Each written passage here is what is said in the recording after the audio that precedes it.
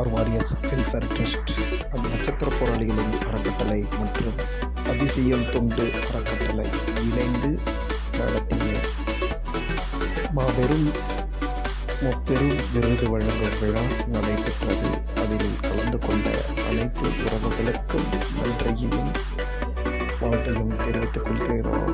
அத்துடன் இல்லாமல் இன்றைய சிறப்பான நாளாக கருதி அனைவருக்கும் பிரதானம் வழங்கப்பட்டது என்பதை அன்புடன் தெரிவித்துக் கொள்கிறோம்.